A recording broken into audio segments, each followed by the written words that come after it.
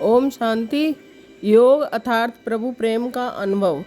कितना अच्छा लगता है जब हम अमृत वेले और संध्या के समय एकांत व शांतिपूर्ण वातावरण में परमपिता परमात्मा शिव बाबा को बड़े प्यार से याद करते हैं और याद के समय तरह तरह के स्वरूप भी धारण करते हैं। इस प्यारी याद को ही कहा जाता है परमात्मा और आत्माओं का मेला। वह मेला जिसमें आत्मा और परमात्मा के अलावा कोई नहीं होता है।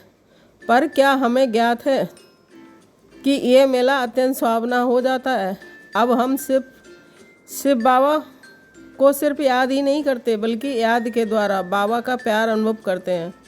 हमारा तन और मन बाबा के प्यार से भर जाता है। इसे ही कहा जाता है अतीन्द्रिय सुख।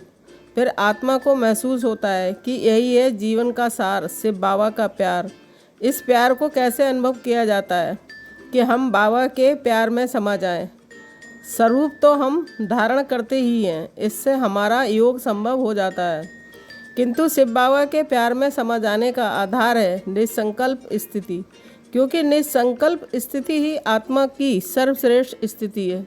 जितना हम आत्माभिमानी होते हैं उतना ही बाबा के करीब होते हैं।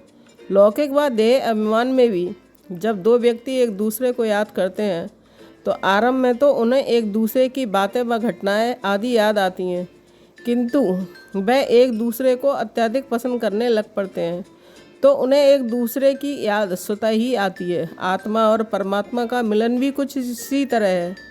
आरंभ में तो हमें बाबा के गीतों और सम्मानों की आवश्यकता होती है, किंतु जैसे जैसे हम निसंकल्प अवस्था की ओर पहुँचते हैं फिर हम याद में बैठते हैं, बाबा के प्यार से भर जाते हैं।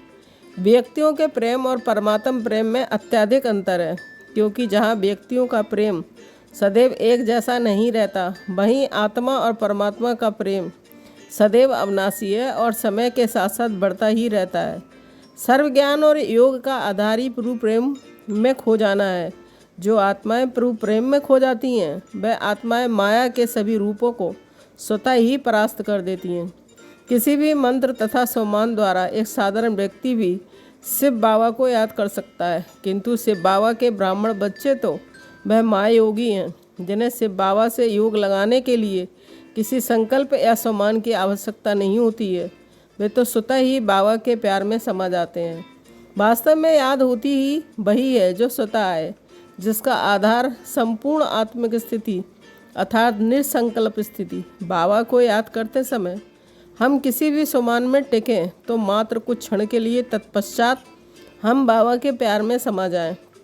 यही है संगम युग का महत्व और सारे पुरुषार्थ का सार। आगे से हम ये ना सोचें कि हम योग में बैठने जा रहे हैं, बल्कि ये सोचें कि हम शिव बाबा के प्रेम का अनुभव करने जा रहे हैं, बाबा के प्रेम को अपने अंदर समाने जा रहे हैं। ओम शांति।